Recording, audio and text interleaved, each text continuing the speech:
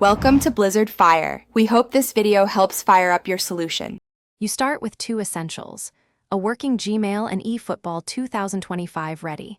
Open the game and go to Settings, Account, Link Account. Once there, choose Google as the provider. The game needs OAuth to authorize safely. Make sure you're signed into the Gmail account you want to use on the same device or browser, because the authorization screen will detect active sessions. If you haven't enabled two-step verification, pause and enable it now to protect your linked game data. You will see a Google sign-in pop-up. Pick the Gmail address to link and read the permission list. Efootball requests email and basic profile access to sync cloud data. Accept the prompts and watch for the authorization success message. Once authorized, return to Efootball. The game shows a confirmation screen with the linked account name.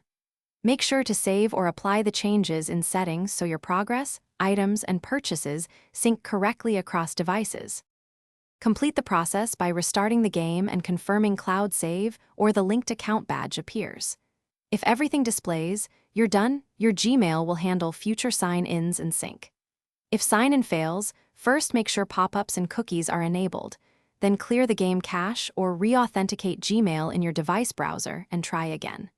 If problems persist, collect any error codes and contact Konami support. Provide the code and steps you took so they can resolve account link issues quickly. Thanks for watching. If you found this helpful, don't forget to like and subscribe.